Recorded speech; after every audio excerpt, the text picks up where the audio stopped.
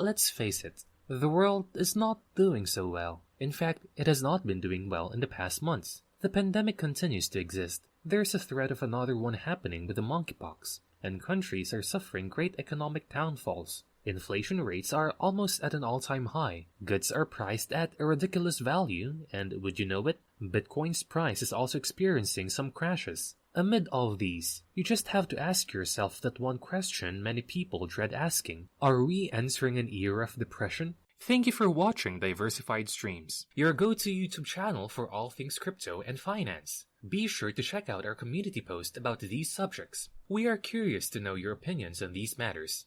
Also, if you haven't subscribed yet, click the subscribe button so you don't miss out on the latest news and tips related to crypto. And make sure to keep your notifications on so you'll be updated with our latest videos. We frequently post so you wouldn't want to miss them. In today's video, we will be talking about the likelihood that the world is indeed entering into a global recession, with the current steps the Fed is taking today as a response for the harsh conditions that continue to affect the prices of assets and goods. There's a good chance that that might just be the case. We will be looking at this topic from the point of view of David Sacks. So, let's get going. David Sacks, one of the founders of PayPal and is known as an active player in the financial industry, has shared his thoughts about the current state of the market. How overstated these warnings may have been, I think they're directionally correct. He's saying that the world's headed for a global recession. We just had this inflation report that was much worse than what people were expecting. Inflation was supposed to go down to 8.0%, and actually it was 8.3%. That's why the stock market cratered a few days ago. It was like the worst day in the stock market, I think maybe all year, or certainly since June. We're almost towards the June lows. Now this FedEx executive is saying we're headed for global recession. So it seems to me that the economic news is just pretty grim here. And we're in stagflation. The Fed has to keep raising interest rates at the same time that we have persistent high chronic inflation. And you have to wonder, I tweeted a few months ago that the White House economic advisor, Brian Deese, he said that in this interview with CNN, that the Biden administration was willing to endure a global recession in order to keep Russia from controlling the Donbass region in Ukraine. Well, mission accomplished. It looks like it's getting its wish. The administration's made some progress in the Donbass, but we are also having a global recession. So it's meaningful. We know it's a huge exacerbator of all these problems. What percent, if you were going to put a number on it?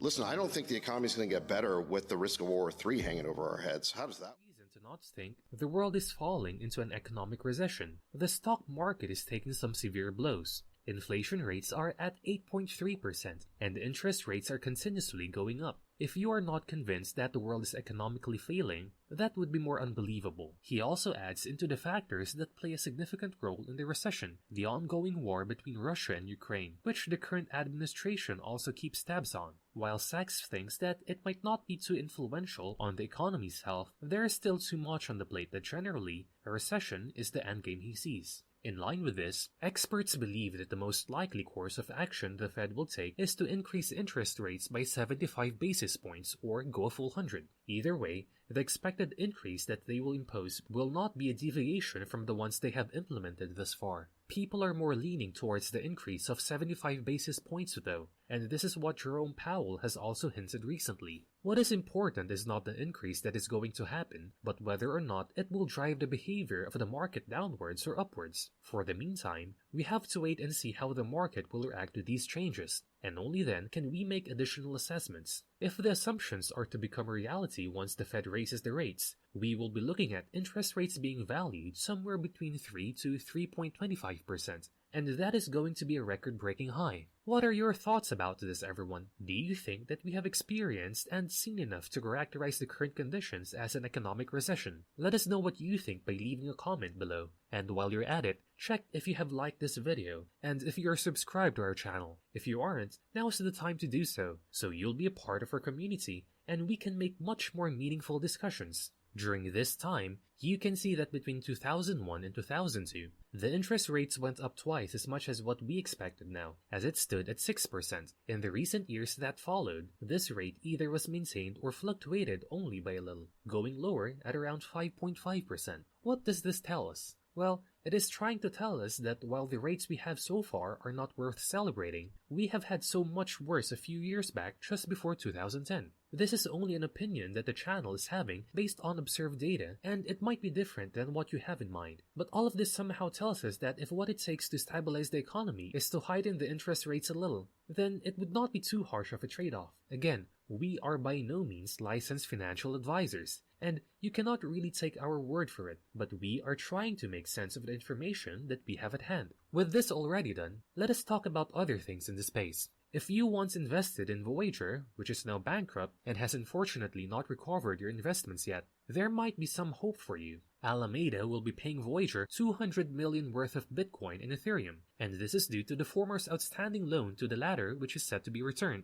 The loan happened back when the crypto brokerage firm still was not bankrupt, and now they are getting that value back in the form of 6,500 Bitcoin and estimated 51,000 Ethereum by the end of September. There are two possibilities that may arise from this event. The sell pressure might be affected as Voyager can sell these assets off to generate enough money given that they are currently declared insolvent. The second possibility is that Voyager will disperse these Bitcoins and Ethereum to the clients they owe. This is also a developing story, and we have yet to hear from them what they will do once the assets are returned to Voyager. But let's hope that the money invested by those who initially supported Voyager will be returned to them. Now, you would think that investors will temporarily halt buying assets given that Bitcoin is experiencing some significant lows this year, right? At least, that's what those who still have to learn how the entire system works. However, MicroStrategy's Michael Saylor has other plans in his sleeve, and that involves taking good advantage of this dip and buying a ton more Bitcoins to add to his collection. Recently, he just acquired a total of 301 Bitcoins, amounting to around $6 million. After this acquisition, Saylor now has approximately 130,000 Bitcoins in his account, valued at roughly $30,600 each, cumulatively $4 billion. So while there are those who frown upon the devaluation of Bitcoin, there are also those who see it as a prime opportunity to stack up on the coins and continue trading. I wouldn't be pushing this belief on you, especially if you are a newbie investor, but right now is an optimal time to be purchasing your coins. And that is it for today's video. I hope you found this video informative and helpful. As always, if you did, please show us some love and support by giving this video a big thumbs up and subscribing to our channel. And make sure to keep your notifications on so you will be updated whenever we post new videos on all things related to crypto. This has been Diversified Streams. Thank you so much for tuning in, and see you in our next video.